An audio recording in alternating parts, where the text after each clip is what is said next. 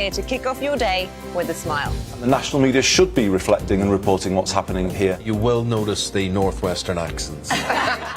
Whether you're with us on TV, radio or online, every morning it's breakfast from 6 a.m. Hope you can join us.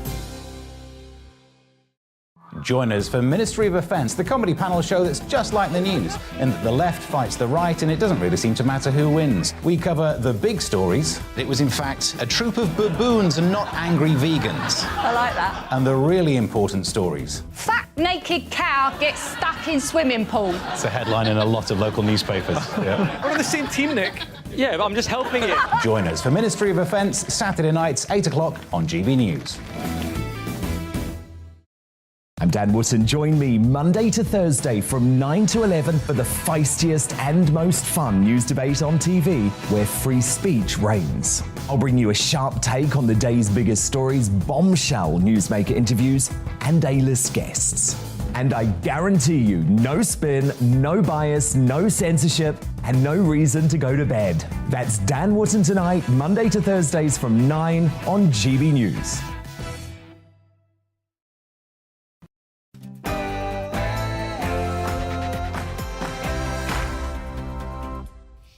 I'm Andrew Doyle. In a moment, it will be time for Headliners, where I will be taking you through Monday's newspapers with the help of two fabulous comedian guests. In the meantime, here are the news bulletin headlines with Polly Middlehurst.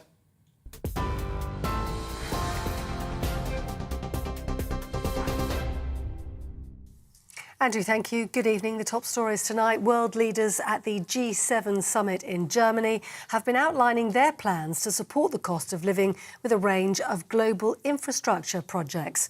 Speaking at the event, US President Joe Biden also said the group needed to continue to take a united stand against what he called Russia's barbaric invasion of Ukraine. He said Western allies would also fund nearly £500 billion spread out over the next 5 years. Collectively, we aim to mobilize nearly $600 billion from the G7 by 2027. These strategic investments are areas of critical to sustainable development and to our shared global stability. Well, as G7 leaders were gathered there in Germany, Russia launched a series of deadly missile strikes in the Ukrainian capital of Kyiv for the first time in weeks. A number of people were trapped underneath fallen rubble and they were pulled to safety after Moscow hit residential areas and a kindergarten. The attacks have left at least one person dead and 6 others injured. Yeah, the Prime Minister says his golden rule, as he puts it, is to focus on what we're doing. As he suggested, he's planning to be in office for another 2 more terms. Boris Johnson's comments came after the Conservatives lost in 2 by-elections last week. Speaking at the G7 summit earlier, he said he's not had time to reflect on his regrets whilst in office, but says the government's achievements so far have been remarkable. West Midlands Police say there are a number of casualties following an explosion which has completely destroyed a house in King's Standing in Birmingham. Residents were evacuated from the area whilst emergency services attempted to put out the flames amid the wreckage of the semi-detached home and several nearby parked cars. It's not known what caused the explosion or how many people were injured. And a woman has died after suffering severe head injuries in what police described as a horrific assault in East London. The Metropolitan Police, who've launched a murder investigation, say the 36-year-old was attacked walking along in Ilford. The woman died in hospital on Sunday morning after being found injured in the early hours. The area remains cordoned off. No arrests have yet been made. Families impacted by the COVID-19 pandemic may take legal action against the government over delays to starting the coronavirus public inquiry. The COVID-19 Bereaved Families for Justice group say the 6-month delay so far in appointing a chair and setting a date goes beyond the reasonable time allowed by law. The Prime Minister previously stated they had agreed to do it in the spring, but he hasn't yet set a date. You're up to date on TV, online and on your radio via DAB+. You're with GB News, where now it's time for Headliners.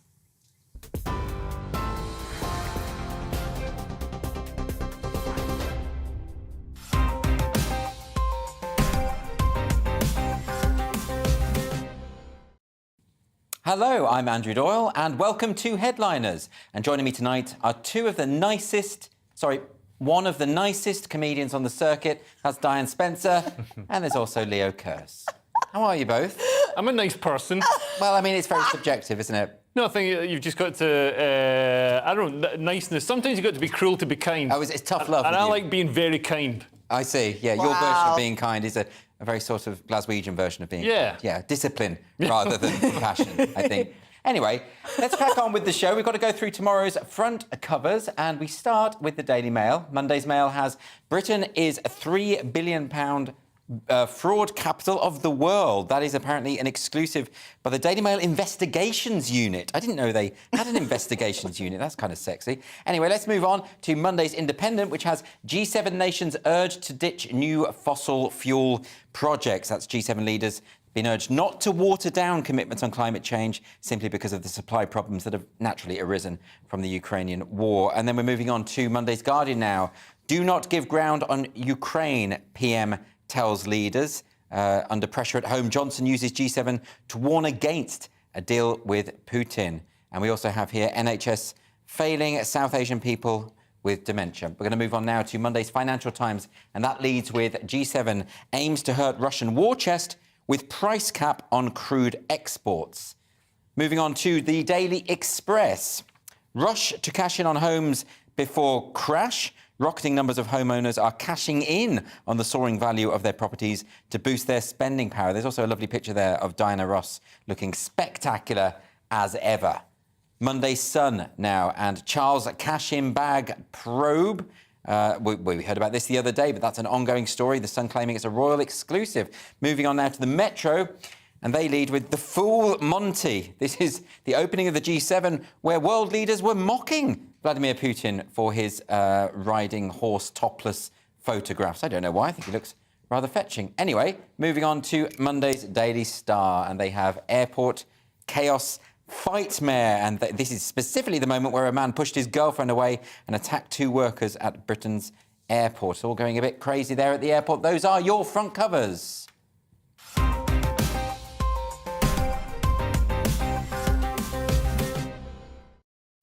Let's get straight into it with Monday's Daily Mail. And Leo, whilst it's nice to be the best at something, perhaps this isn't it. Yeah, so apparently Britain is the £3 billion fraud capital of the world. So we win. We win that competition. Number one. Yeah, we're probably there for drug deaths and other things as well. But yeah, fraud. So I think this is personal fraud because the National Crime Agency looked into fraud some years ago and found out that it actually cost the country £190 billion a year, so a lot more than the Daily Mail is talking about. I think they're talking about online scammers. Apparently 40 million Britons are targeted each year by online scammers. So they send those emails saying, oh, you've been logged out of your PayPal or bank or whatever. Phishing scams. Phishing scams, yeah. And funnily enough, because I always see them, they come through in your email, and you're like, who's going to fall for this? This is rubbish. It's misspelled, the logo's out of place. They make them deliberately rubbish to catch stupid people. They don't want smart people falling for the scams because they'll get wise to the scam later on. So they want to just get the stupid people because they'll go along with it the whole way. But they are getting more sophisticated. I mean, there have been a couple of ones that I've had that for a moment I've thought,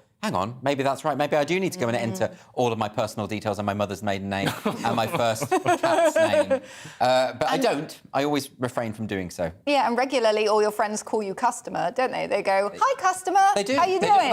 Unfortunately, that's my nickname, which means I'm particularly susceptible to phishing scams, you know?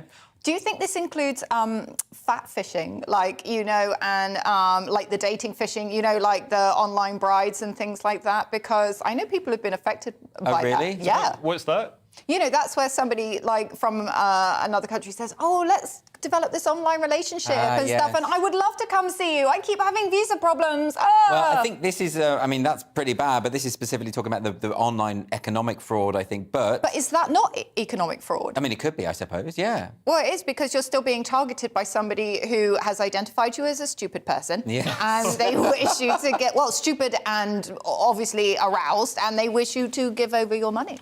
Is it just that we are more gullible than other nations? Is that what this is? Trustworthy. I think what it is, yeah, we're trustworthy. It's a nicer spin on it, isn't it? Trustworthy. So this is apparently more of a problem in Britain than in other developed nations because we're richer. We're number one. We've got more money sloshing around. So obviously they're going to go after the big guy on the big throne with all the Fabergé eggs. I'm actually pitching you on a throne with Fabergé eggs now, and it works. That's my living room. That is your living room. I mean, this is, to be honest, it must have been worse during the pandemic. We're all now basically living lives online.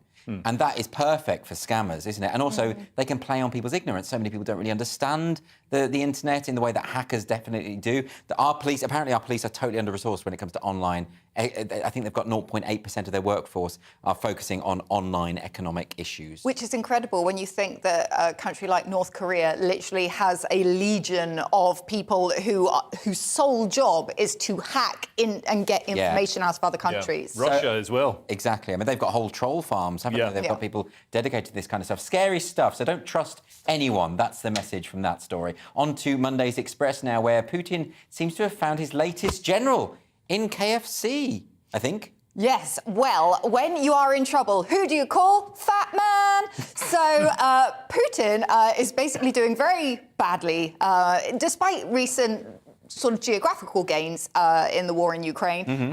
He is losing a lot of personnel, especially experienced military personnel, and they're dying or they're injured. And he is now going in and dragging these people out of retirement. Just one last mission. And they have to kind of stagger out of retirement like Lethal Weapon 6.5. And they've got to put on their uniform. And the one that they have highlighted in the Express is General Pavel. And they, I believe we have a photo of General Pavel somewhere. Yes, there we go. Oh, my God. Yeah, they're it's literally... like the Monty Python sketch. They're rolling him out. So now, Diana, I don't want you to get into trouble for fat-shaming Russian generals, but the thing about that is he's clearly past his best. He's past his prime. Well, they're saying that Putin's, like, scraping the barrel. It looks like that bloke swallowed it. Yeah. Goodness me. Gonna, like... You're doubling down on this one. Yeah, I am. Like, they're going to send that dude into he's going to be a bigger target. Twice as much chance of him getting hit by artillery. Ukrainians aren't going to miss. They're not going to miss that one. But, I mean, also, the reason why he is the way he is, according to this article, his diet, he has 5 full meals a day washed down with at least a litre of vodka. I mean, so not only is he obese, he's also pickled. He's also the drummer in Motley Crue. It's amazing. He's so fat. He's so fat the Guardian could describe him as brave. That's it. But he's got to wear 2 sets of body armour, apparently, which just shows that body armour manufacturers aren't keeping up, aren't creating body armour for... they're stuck in heteronormative, patriarchal body norms, and they should be making, Lizzo-style body armour. And this guy is Storm the Beach body ready. Absolutely. Well, fascinating story. Anyway, let's move on now to... what's this one? This is the Metro now, I believe.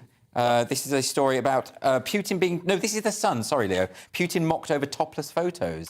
Yeah, so more Putin stuff. So this is at the G7 in Germany. So Boris, Macron, the leader of France, and Trudeau, the leader of Canada, have all mocked Putin for... There he is. They declared, we have to show that we're tougher than Putin, said Boris as he took off his jacket. And the Canadian Prime Minister quit back, suggesting they go for a bare-chested horseback ride. Well, that's good. I didn't think Justin Trudeau had a sense of humour, so actually that's quite a development. Yeah, Boris says we're gonna show our pecs. But imagine getting mocked for manliness by Macron and Trudeau. That's got to be a new low for Putin. Oh, that's not good, is it? But it is. Whenever I see those photos, I sort of think good on him in a way. It's so ridiculous and it's funny. Yeah. But he's getting out there. He's still pretty athletic for his age. And he's showing that Russia actually, likes a lot of homoerotic propaganda. Exactly. So this really sort of destabilises this view that they're homophobic. Yeah. Because you can't get much gayer than that. Yeah. You really can't. What do you think, Dolan? Well, what I find interesting is that you essentially have a group of failing prime ministers and presidents who are very unpopular in their own countries, all going, yeah, but look how much this guy sucks. Yeah. Whereas if they were in a room with him, they can't even get close to him, never mind like the massive table, because... Exactly. This is the thing. Often this kind of thing is these sort of petty insults are a distraction to what's going on. Yes. Johnson's been criticised a great deal for not... he had these face-to-face talks with Macron, didn't raise the issue of the migrants and the crossings and all the rest of it. So is this just, let's just have a laugh and pretend that there aren't any other problems? Macron's just had a massive loss to They the pen. So are literally switching focus. They're all getting together and they're all going, hey, but look, guys, look at what we're doing in Ukraine. And it's like, yes, but you have a lot of stuff back home you all need to sort out. But this stuff does affect Putin. It does anger him, and he's a very, he's petty and emotional and spiteful at this stage in his leadership. And he feels that the world is laughing at him, and that's why he's lashing out so much. But there's also a warning, so, because they're talking about, now that, some of the world focus is going off Ukraine, they're talking about getting a peace deal and cutting some sort of deal, but Boris is warning that would give Putin more power and leverage to just continue being a horrible tyrant. Absolutely. I mean, I think world leaders should stop with the trash talk. I really do. It's like when Donald Trump and Kim Jong-un were going at each other. That was terrifying. And what Trump was calling him Rocket fat. Man. No, old. He was going to call him fat, and he was calling him old. Oh, honestly, it was amazing. I loved it. It's sort of amazing, but a bit scary. Get them in a cage fight together. I'd love to see that. I just think people with their fingers on nuclear buttons should be kept pacified at all times. Anyway, Monday's Times now, and whilst Boris has been away, it seems like some naughty MPs have been at play. Diane? Yes, the Rebel Alliance is forming. So 6 Tory MPs are ready to defect and they're saying, we can't wait a year. But let's just note that this information seems to have come from people who do not wish to give their names and the Labour Party. So I'm not sure how... Well, isn't this inevitable? Because since they had the vote of no confidence and he won, and it looks like, he's safe for a year... But now, of course, they're saying, well, let's change the rules. Yes, which I love, because they're mimicking him. Because he changed the rules and he went, oh, no, well, blah, blah, blah, blah, blah. And they're going, all right, well, if that's what we can do. They can do that. I mean, they can do that. They've applied to the 1922 committee to see if they can do that. This was sort of inevitable, wasn't it, Leo? Yeah, I mean, I'd be surprised if that many Tories wanted to jump ship to Labour as opposed to becoming independents or jumping to Reform or Reclaim or someone like that. But the Tories used to be really good at regicide, at deposing, whatever. Yeah, it was their thing. Whoever had brought them lots of success in the past, they didn't care. Just cut them off, ruthless, cut them dead. Absolutely ruthless, yeah, absolutely. So, and I think that the Tories at the moment, they do need sort of decontamination. By decontamination, I mean they need to sort of get rid of Boris. Well, it's interesting, though, because in this article, one minister, who, again, remains nameless, is making the claim that they could force Johnson out if say, 3 cabinet ministers resigned, but they won't do it because they all want to be Prime Minister.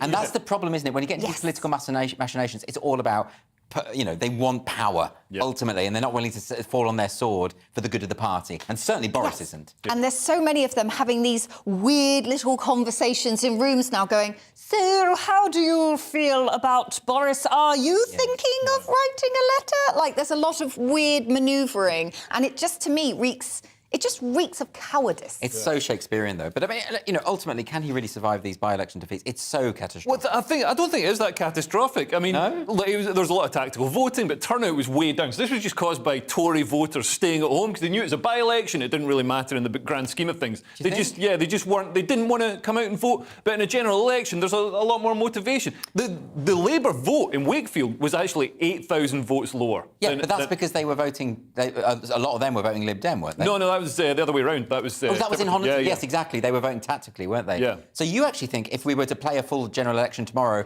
actually the Conservatives would be safe? I think they do a lot better than this by-election suggested. I mean, Labour and Lib Dem actually lost their deposits in the ones where they didn't. Okay, well, yeah, maybe. But although we are maybe looking at a Lib Dem Labour coalition next time, right? Oh, you're squinting, Diane. You don't like the look of that. What's wrong with that? Oh, just any time the Lib Dems get in a coalition with someone, it just goes, not again. Didn't work out well last time, did it? Anyway, we're moving on now to tomorrow's Independent, and you'd think it was time to learn some of the lessons from the successes and failures of the last few years. Or not, Leo? Yeah, so bereaved families have warned that they may take legal action against the government over delays to starting the coronavirus public inquiry. So there's the COVID-19 Bereaved Families for Justice, which sounds a lot like Fathers for Justice. I'd love it if they dressed up like a coronavirus and scaled the Houses of Parliament or something. But they want to bring a judicial review over the failure to provide a setting up date for the inquiry into the government's handling of the pandemic. What exactly is it they want, though? What are they looking for? Are they suggesting that the lockdowns weren't implemented quickly enough and that lives could have been saved? What is it they're trying to establish here? Yeah, all of that. I mean, there's a lot of scrutiny that needs to be put on the government over how they, when they implemented lockdowns, any failings. But also, from my point of view, I'm not really bothered about the lockdown's coming in late and people dying, but I am bothered about lots of my money being spent on PPE. So, tens of billions of pounds. No, I'm not saying all of it came from me, but a lot of taxpayers' money. Your compassion is shining through again, Leo. Well, look, everybody dies. They do, but not prematurely necessarily. I mean, if you're 94 years old and you get COVID, I mean, I'm sorry, but you do understand, don't you, why people would want to get answers? If these were preventable deaths, then don't they have a right to know? They have a right to know. And also, what is alarming about this is that once the chair is appointed of an inquiry, usually then an inquiry starts a couple of days later. And there has been a 6-month delay between Boris Johnson appointing the chair and this inquiry still hasn't started. And the problem is that valuable evidence could be being destroyed. Well, that's the suspicion, right? Don't give them but ideas. not on purpose. Not on purpose. And I'm not... Well, now that you've said it, they're going to be running off to their shredders. Just lots of burning filing cabinets. Exactly. Yeah, but it is a problem because they need to forensically analyse what happened, just in case anything happens again. Sure. Now we've got to move on now to a tragedy in Morocco, and The Guardian says the blame may lie with the authorities. Yes. So what has happened is that there have been calls for an investigation. These calls have been done by non-government organisations, NGOs, so sort of humanitarian rights groups and things like that, because there has been a lot of deaths in a Moroccan-Spanish border crossing. So there was a large camp of migrants and refugees outside the border between Spain and Morocco. Now, recently, this border has sort of reopened. Yes. Can you explain what? Because it's an enclave. It's a Spanish enclave on the African mainland. Yes. It's the only land border with that the EU has with Africa, right? Yes. OK. So there was a large camp, and what happened was the Moroccan authorities went into the camp and they were taking people's food, they were taking people's money, and they did that. And then a few days later, these desperate, starving, tired people just rushed, like 2,000 of them rushed all together at the same time towards the border. And there was a lot of ensuing violence, and now over 20 people, possibly over 30 people are dead. But the photos are very upsetting, and the humanitarian rights groups are looking at this and saying, this is terrible that this happened. So, Leo, any thoughts on this one? Yeah, I mean, it's terrible. I mean, we can see it's motivated by, they had no food and they had no money to buy any food. Yeah. So they're starving, and that motivates a lot of riots and things come from hunger. As we saw, the Arab Spring was sparked off by wheat shortages, and with the war in Russia and Ukraine, we're going to see a lot more of this because people are going to get a lot hungrier across Africa and the Middle East. Well, so, I mean, according to the Spanish Commission for Refugees, they're saying that asylum seekers here, or a lot of these people who were involved in the stampede, they were fleeing armed conflict in Sudan. But they were caught up within all of this, So these are people in... I mean, it shows the desperation, the level of desperation that some of these people are willing to go through. I mean, it's a really horrible story, isn't it? And some people, because of the crush, some people genuinely do have a right to asylum in Spain as well. Yes. But they just reached a point of desperation where they're literally dying of hunger. And then when the authorities took everything away, what did they have left to lose? Well, their lives, but that was it. And so they all just made a mad rush for the border. Yeah. Very tragic. Coming up, part one's now done, and joining us in a few minutes, where we have news of the most disturbing strike of all, a sex strike.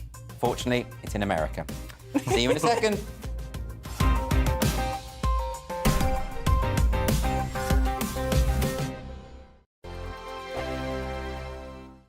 We are GB News. We're right across this great nation. On TV, on radio, on digital. Absolutely everywhere. We don't talk down to you. We embrace all voices. With honest and civilised conversation. We're not part of the establishment. We're one of you. And we're only getting started. Join us on GB News, the People's Channel. Britain's news channel. Every morning from 6 o'clock, we'll wake you up with GB News Breakfast with all the stories you didn't know from the night before. So whether it's serious news, entertainment, or your own views from all over our great nation, we're here to kick off your day with a smile. And the national media should be reflecting and reporting what's happening here. You will notice the northwestern accents. Whether you're with us on TV, radio, or online every morning, it's breakfast from 6 a.m. Hope you can join us. Join us for Ministry of Offence, the comedy panel show that's just like the news, in that the left fights the right and it doesn't really seem to matter who wins. We cover the big stories. It was in fact a troop of baboons and not angry vegans. I like that. And the really important stories. Fat naked cow gets stuck in swimming pool. It's a headline in a lot of local newspapers. Yeah. We're on the same team, Nick. Yeah, but I'm just helping you. Join us for Ministry of Offence, Saturday nights, 8 o'clock on GB News. I'm Dan Wootton. Join me Monday to Thursday from 9 to 11 for the feistiest and most fun news debate on TV, where free speech reigns. I'll bring you a sharp take on the day's biggest stories, bombshell newsmaker interviews, and A-list guests. And I guarantee you, no spin, no bias, no censorship, and no reason to go to bed. That's Dan Wootton tonight, Monday to Thursdays from 9 on GB News.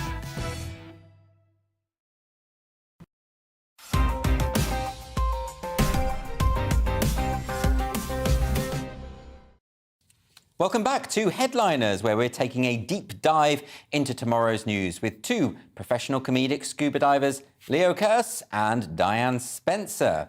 There's a lot of talk about COVID being on the increase, but Monday's Mail reveals that perhaps there's some good news in all of that data. We've seen stories about, waves of COVID coming through every 3 weeks or whatever, but apparently death rates from COVID are lower than ever before, despite this recent surge in cases.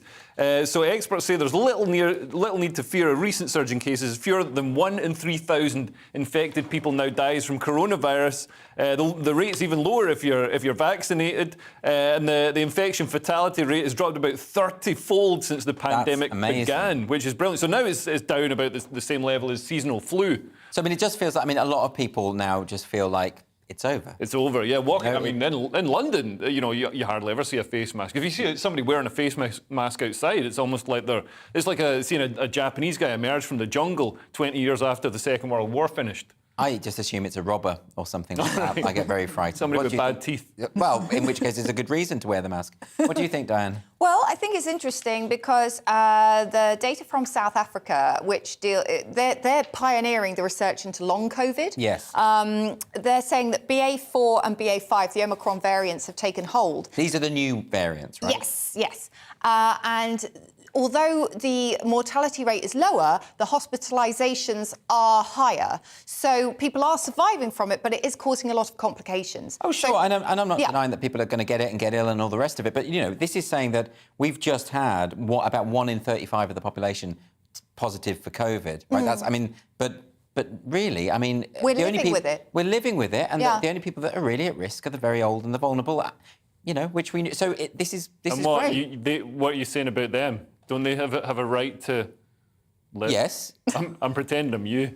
What? When have I suggested that they wouldn't have a right to live? When I said earlier, we should have just let coronavirus do its thing. I see. You're trying to turn the tables on me. There's not enough parking spaces. When coronavirus came out, I was all like, all right, it was bad because I couldn't work, and also there was no all-you-can-eat buffets because all-you-can-eat buffets spread it. But it was good because I'd be able to afford a house. There'd be more parking. You're not going to make me look heartless, Leo. You're the heartless one. That's your role. And also, this. after the Black Death, which ravaged Europe and I think wiped out 2/3 of people, the following generation they were 5 inches taller because they had more food, more space. Yeah, well, I don't have an issue with the Black Death. I'm over that now. That's fine. It's been a while. Diane, any other thoughts? No, please don't let it be monkeypox for the next one. No. Definitely not. Anyway, let's move on. So pro-choice people argue that Republican efforts to overturn Roe versus Wade are misogynistic, but Monday's Guardian has a story that could be related to racism. What's this one about? Oh, wow, gosh, this is incredible. So America is bringing back ideals much more in line with the Taliban. It's incredible. So they have... An Illinois Republican has told a Trump rally that the Roe verdict is a victory for white life. Now, hang on, that can't be intentional. Now, she claims she was supposed to say right to life. Yes. However, my opinion of this kind of slip is this is very much a mask-slipping thing. I think that this woman already had these words mulling around her brain. But that's very Freudian of you. You're saying this is a Freudian slip. I really do think parapraxis, you know.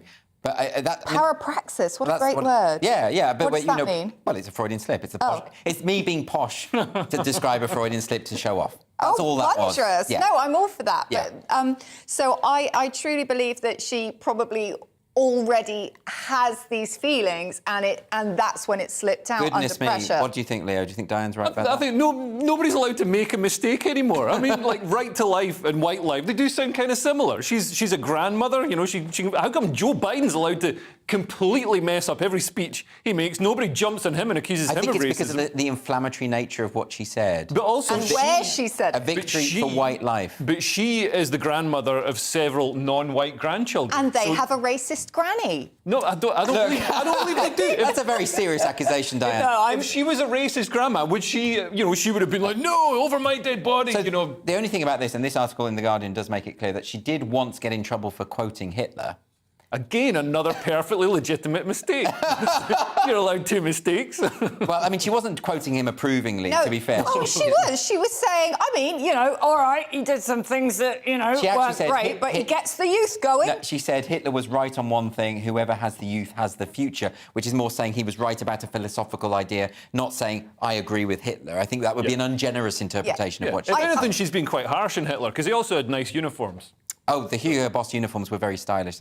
I mean, he had no hand in designing He them. had no. But I should be clear, I am a comedian and I am joking. I'm not actually accusing this woman of racism, but I do find that this slip very interesting. I mean, I cannot believe, even if she were a racist, I cannot believe she would say such an obviously racist thing at a rally. Yeah. I think, so I don't think this can be anything other than a slip of parallaxis. Parapraxis. And also, it doesn't even make logical sense as a slip, because the abortion verdict is going to disproportionately affect people of colour. OK, well, I think we can forgive her then for that honest mistake. Let's move with sticking with the Roe versus Wade verdict.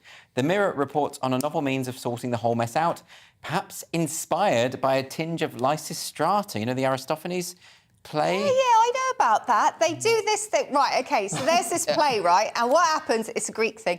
And all the women say, we're not going to have sex anymore. And I can't remember the whole plot because I did it in drama. It's to basically end the Peloponnesian War, and they say they're going to withhold sex from the men until they stop fighting. Yeah. And this story is similar, isn't it? I did it at Loughborough University, and we did it with interpretive ribbons, so I can't really remember. Well, that's not very sexy at all. Well, Leo, what's happening? They don't mention any Peloponnese or whatever. But no, so in America, because they've banned abortion, well, they haven't really banned abortion, they've left it up to states to decide. So some states will ban abortion. So US women have declared a sex strike from men who won't get a vasectomy after the abortion ban. So abstinence has been trending on Twitter in the wake of the Supreme Court's decision to overturn the Roe versus Wade ruling. I mean, that'll show the religious right doing exactly what the religious right want you to do, having abstinence. I mean, that is exactly what these people want to do. And also, I've seen the protesters. They're mostly bog monsters. Like, nobody wanted to have sex with them anyway. So I don't think this strike... I mean, Mick Lynch might as well announce it for the RMT. Like, you weren't going to have sex anyway, so you can't go on strike. This sort of sex strike, it can only work if everyone got on board, right? And the fact is that it's going to be completely ineffective. It's just going to mean that this handful of women aren't going to have sex. And as Leo says, maybe they weren't going to anyway. Yeah, but also, I mean, you've got to remember that some women are some women are anti-abortion as well. Yes. So it really doesn't work. And also, what about contraception? Well, I mean, I appreciate that, there is the smaller cases, the percentage are probably going to be because of a result of something horrendous happening to you. Yes. But you have to also remember that, contraception does exist. And it's all right saying to the man, well, you need to get a vasectomy. But you could say to him first, also put on a condom. Do you know what I mean? Yes. I think there's other ways of dealing with this. I think this sex strike, although it's visible... Well, maybe it's just a gesture. Maybe it's just about saying we are doing something, we are angry, and it's that sort of protest. I mean, it's horrendous. The decision is very upsetting. Do you think pro-life women will make up for it by having more sex? Oh, gosh, that would be another kind of sort of a counter protest, counter strike. But it's not a strike. It's a superfluity of sexual activity to make up for it. It's an interesting concept. We're filling people's heads with all sorts of ideas today on Headliners. Let's move on to Monday's Independent now, where we in the UK can feel pretty smug about our gun control, especially concerning those without porn control. Well, so the disgraced ex-Tory MP Neil Parish says that police confiscated his guns in case he shot himself.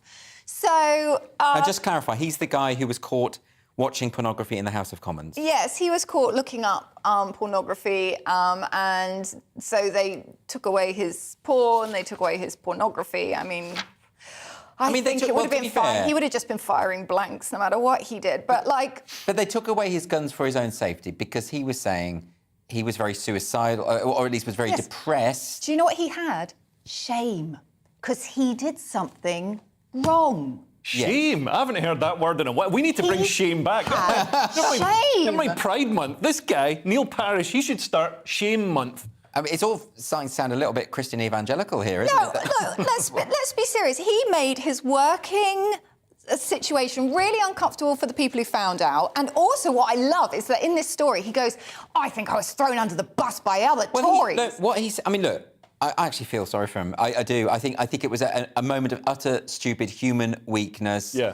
It didn't affect anyone else. He was tucked in a corner of the House of Commons. He wasn't like on the green baize. Why are you looking up porn in the Houses of I'm not Parliament? saying he should do that. I'm not defending that, and I'm not saying that I think it's a good idea. And I wish all the rest of them were doing it as well. All I'm saying is, human beings sometimes do really stupid, objectionable things that aren't criminal. Yep. This wasn't criminal. There are a limited number of victims here, aren't there? None, in fact. I would say it's a victimless. And also, he went to the Chief Whip, Mark Spencer, who'd previously said he was caring and he looks after his MPs and stuff, was just thrown under the bus by him. But also, I just can't believe the Chief Whip is called Mark Spencer. Who calls their kid Mark? That's like calling your kid Tesco Express. It's nonsense. I imagine you now, Diane, as that character from Game of Thrones, you know, when the woman has to walk through the town naked with a nun behind her ringing a bell saying shame, shame, repeatedly. Which character am I? Am I the nun? You're the nun saying shame, yeah. And Neil Parish is naked in the street. But, we could have that instead of Pride March. Yeah. That'd be amazing. Shame, shame. It's a great scene. It's utterly chilling. Anyway, as a father-to-be, Leo, what do you make of the next story in the Daily Mail? Would you go along with your child being brainwashed? No, because I'm going to homeschool my child. Is that what you're going to do? Yeah, absolutely. I mean, unless that turns out to be quite difficult. But a mother is fighting for the legal right of parents to view their school lesson plans after being shocked about how her daughter spoke about white privilege and gender. So she fears her daughter was being indoctrinated and that white pupils are being told they're privileged simply because of their skin colour. But the teachers, the school, refused to show the lesson plans because they said they're commercially sensitive. You know why they're refusing? It's because it's full of indoctrination. It's full of nonsense and indoctrination. So critical race theory and all of this. I mean, some of the details that came out. So the 13-year-olds in an art class were shown a violent image called Die, which pictured white and black people stabbing each other. I mean, this is great stuff to show to kids. And then told to make their own posters based on that. And this school, to be fair, so white people are at a minority at this school. Only 17% are white. Most of the 1,400 pupils are from an ethnic minority. It's in South East London. So, you know, by showing this inflammatory anti-white rhetoric, it's a dangerous thing. Could lead to kids being, you know, bullied or... Well, the reason why we know that they will have been engaging this kind of critical race theory, queer theory, gender identity theory stuff is because it's a posh school. It's haberdashers. Right. So, and all the posh schools are at it. I mean, they really are. Like, you have like the head of Eton talking about how they need to decolonise the curriculum and address systemic racism and all the rest of it. So all of these, the more privileged schools are the ones that really are on board with these ideological things. And, it's actually potentially illegal. The Education Act is quite clear about this. You can't be politically partisan when it comes to teaching kids. And these are political movements. Diane, what do you think? Well, I find it interesting that you can't see what your child is being taught. That, to me, seems very, very, very, very bad. Yes. And what is also interesting is that a complaint from Mrs. Page was that her daughter had never been referred to by her race before 2020 when this happened. No, that's right. And you know what? I understand that. You see, I went to an all-girls school and it was, oh, she's good at maths, she's good at rugby, she's the funny one, she's this, she's that. That's it. But then it was only when, like, I got out into the wide world and suddenly people were like, oh, women can't do maths, women can't play rugby, women aren't... And it was like, What are you talking about? That's the biggest load of rubbish I've ever heard. And, like, I really feel for that girl because she's suddenly been made horrendously aware of something that is...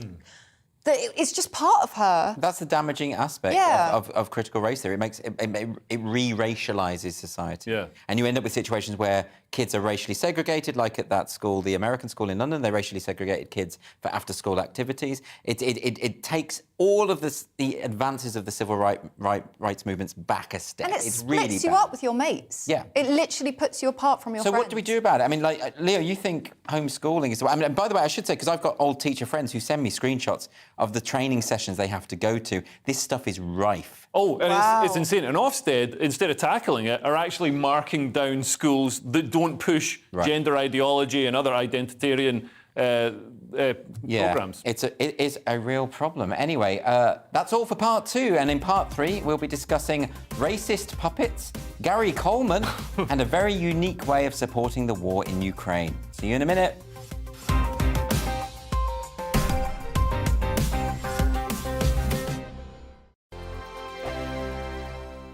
We are GB News. We're right across this great nation. On TV, on radio, on digital. Absolutely everywhere. We don't talk down to you. We embrace all voices. With honest and civilised conversation. We're not part of the establishment. We're one of you. And we're only getting started. Join us on GB News, The People's Channel. Britain's news channel. Every morning from 6 o'clock, we'll wake you up with GB News Breakfast with all the stories you didn't know from the night before. So whether it's serious news, entertainment, or your own views from all over our great nation, we're here to kick off your day with a smile. The national media should be reflecting and reporting what's happening here. You will notice the northwestern accents. Whether you're with us on TV, radio, or online, every morning, it's breakfast from 6 a.m. Hope you can join us. Join us for Ministry of Offence, the comedy panel show that's just like the news, in that the left fights the right and it doesn't really seem to matter who wins. We cover the big stories. It was in fact a troop of baboons and not angry vegans. I like that. And the really important stories. Fat naked cow gets stuck in swimming pool. It's a headline in a lot of local newspapers. Yeah. We're on the same team, Nick. Yeah, but I'm just helping you. Join us for Ministry of Offence, Saturday nights, 8 o'clock on GB News. I'm Dan Wootton. Join me Monday to Thursday from 9 to 11 for the feistiest and most fun news debate on TV, where free speech reigns. I'll bring you a sharp take on the day's biggest stories, bombshell newsmaker interviews, and A-list guests. And I guarantee you, no spin, no bias, no censorship, and no reason to go to bed. That's Dan Wootton tonight, Monday to Thursdays from 9 on GB News.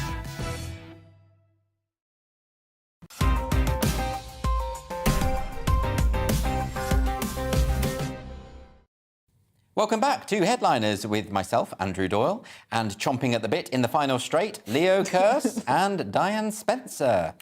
Monday's Mail now, and Diane, it seems like perhaps we might have gone into the wrong line of work. Just call something racist and get paid, right? So a student has been awarded £60,000 of taxpayers' cash to fund research into whether Punch and Judy are racist. Goodness me. Now, it's not just Punch and Judy, and ventriloquist dummies and yes, all sorts of things. yes, okay? yes. Now, I mean, you laugh, Leo, but you shouldn't mock this person's study. They're putting their heart and soul into this work. And this is clearly groundbreaking stuff, which is really going to affect the lives of everybody up and down the country. 60,000 seems a lot. When was the last time you paid to go to a puppet show? Like, seriously, can you even But also, think... Punch and Judy is Italian. It's from the Commedia dell'arte. It's because Punch comes from Pulcinello. So if are they implying it's xenophobic against Italians? Is that what this is about? Well, they didn't cover that in this brief, I'll tell you that much. So, okay. yeah. Well, what they did cover is that the president of the British Puppet and Model Theatre Guild said, I find it very strange. Well, sure. He said, I know several puppeteers working in the West End, and the job market has been better for black people in the world of puppetry. Okay. Yeah. Okay. And so he is absolutely confused why this person has been given £60,000. And what are they going to conclude? Like, yeah, puppets are a bit racist. To investigate. Possibly. I mean, £60,000, you could get like 3 junior doctors or 1 train driver. Yeah, exactly. So it's a nonsense. I mean, how much money, like at a time when the nation's really having to pull together, everybody's tax bill's going up, you know, there's a cost of living crisis. Why are we throwing £60,000 in the bin for some student to look at puppet shows? But I feel a bit bad for the student as well. This is obviously a young individual. I think he should be second in the shame march. In the shame march? Okay, well, maybe. But I just think he's not going to get a job, is he, after this? You can't get a job and say that your speciality is racist puppet. No, he'll waltz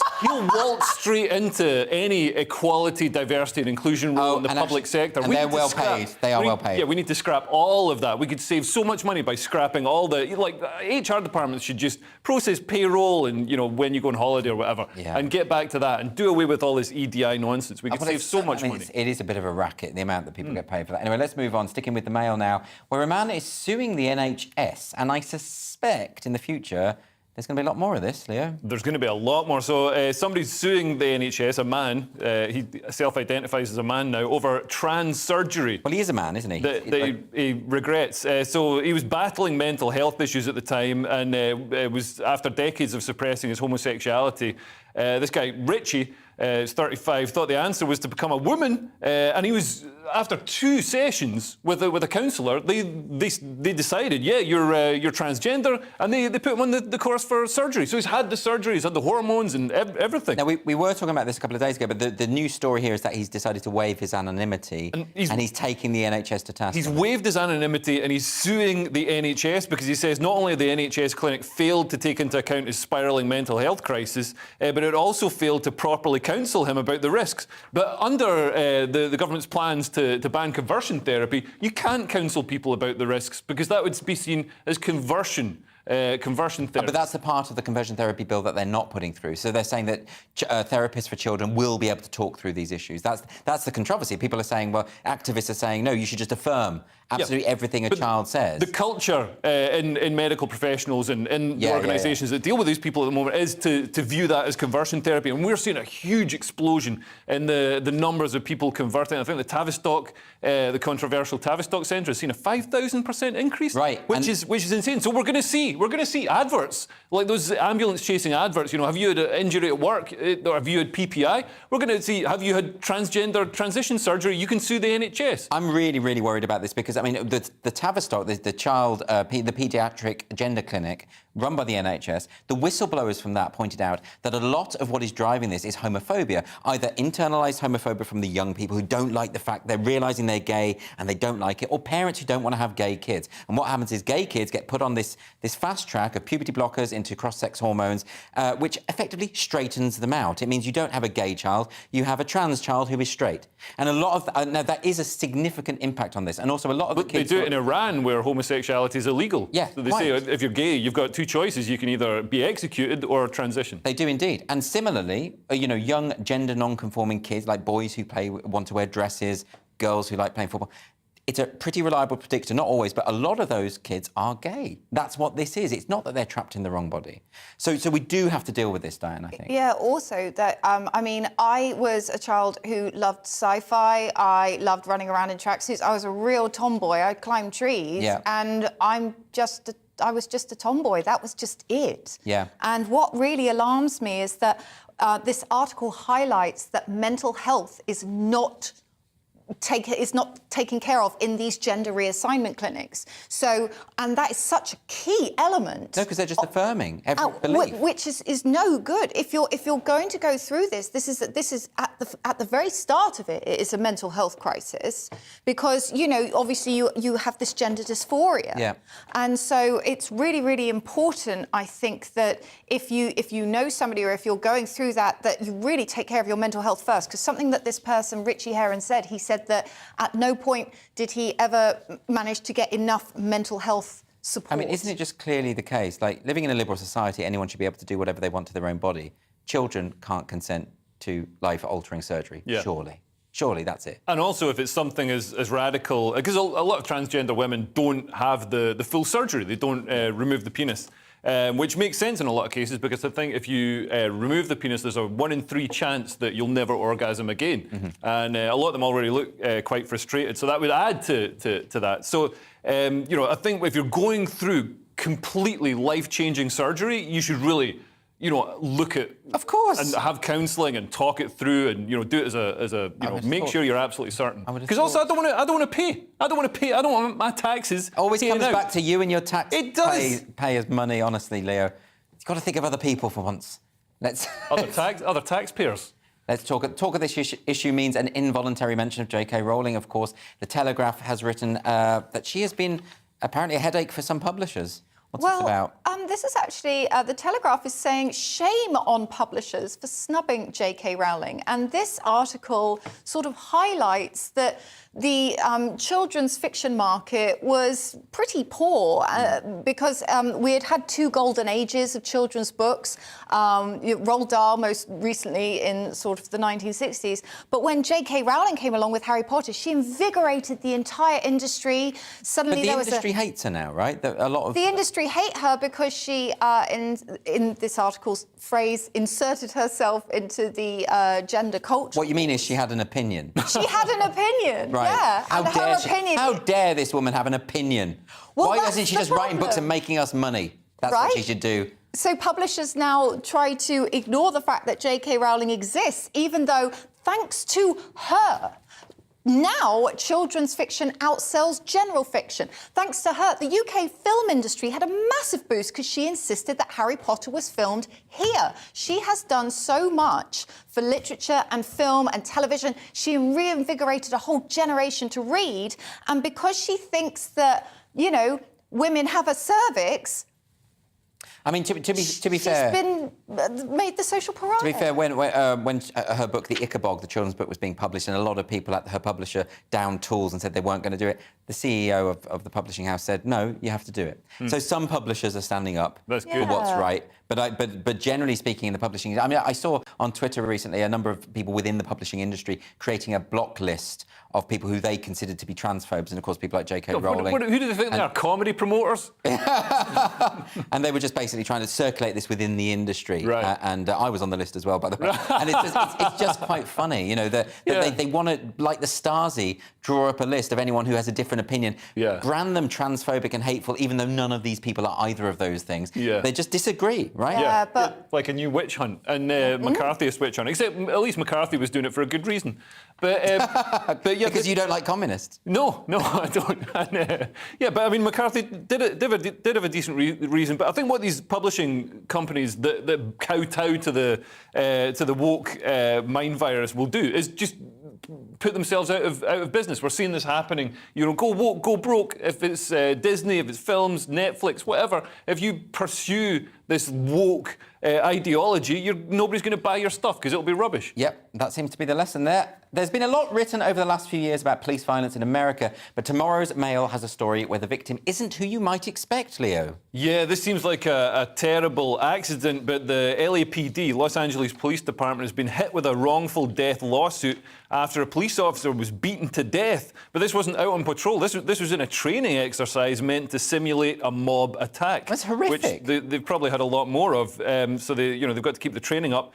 So apparently this officer, Houston Tipping, who's 32, had a broken neck. He was left injured after grappling with another officer, and his death has been referred to as a horrible accident. But nobody's been arrested or charged over his death, and so the family want answers, and they want some money as well. Well, but they're entitled to answers, and yes, probably money as well. I mean, what an absolutely horrific situation, and surely there must be safe. I understand that the police have to train, and the training can be dangerous, you know, but surely there must be safeguards in place against this kind of thing. This is horrendous because clearly somebody just took it too far. You know what you're doing when you're training with someone. You know that, and you know how hard you're hitting them. I used to do kickboxing, and there would always be one nutter who just went way too hard, and you just thought, why are you doing that? Yeah. We're just practicing. So you think it might be something along that? I mean, of course, we don't know. We don't know. I'm madly speculating. It's a deeply, deeply sad story, and I hope that Shirley Huffman wins, and I hope she gets some answers. Absolutely. I think she deserves justice on that one. Only a certain demographic might remember the catchphrase, "What you talking about, Willis?"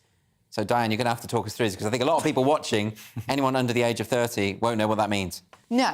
OK, so an Amazon security guard has sued his bosses after colleagues made fun of his height.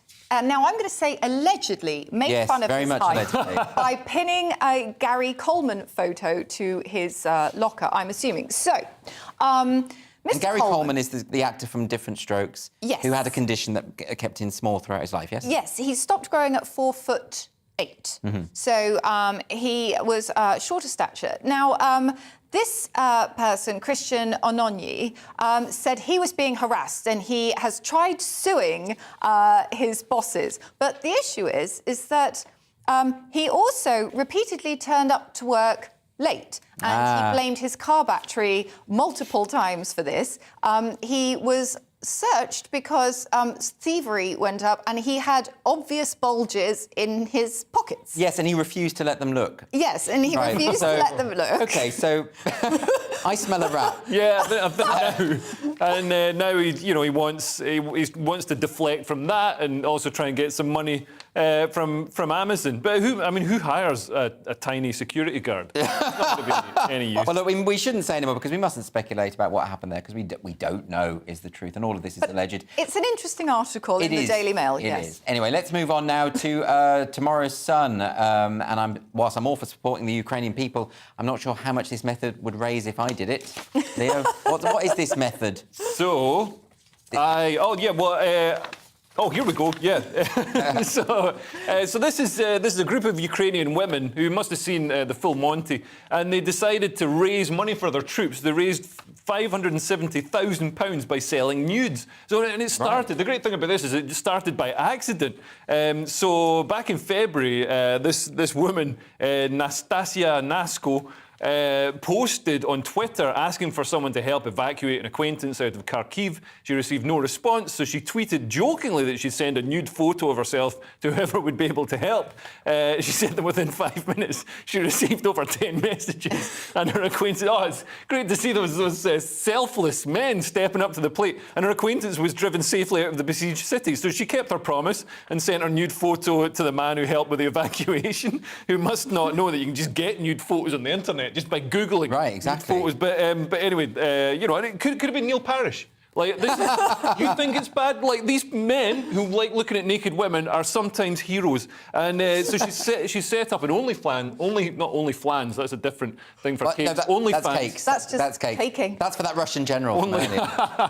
OnlyFans to raise money for the troops. And yeah, they've raised £570,000 in 3 months, which is probably enough to buy quite a lot of those, bazooka things. Yeah. Do you think it's a good idea, Diane? I think this is cyber warfare on a whole new level. Yeah. I love it. Get your boobs out for the lads. I mean, it's an interesting way to support the war effort. Oh gosh, did I just say that? Yeah, I'm you sure did. That's You said fine. that. You used the phrase. Well, it's past 11. Good morning, everybody. If you're watching the repeat, sorry. But you're generally supportive of this entrepreneurial method. Well, I mean, it's a way of doing it, and the lady said that I feel happy because I can support people in Ukraine, and the 23-year-old is originally from Belarus. Right. And obviously Belarus has been featured a lot because Putin had put all his troops in Belarus, and she's trying to sort of show her support in the best way she can, because not everybody is a Rambo-type figure who can pick up a gun. She's doing something else, but she's still funding them. Why not? Yeah, why not indeed? OK, lots of good ideas tonight on Headliners,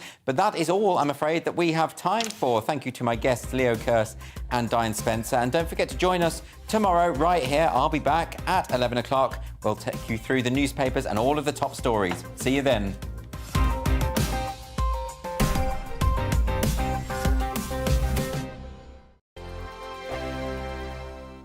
I'm Dan Wootton. Join me Monday to Thursday from 9 to 11 for the feistiest and most fun news debate on TV.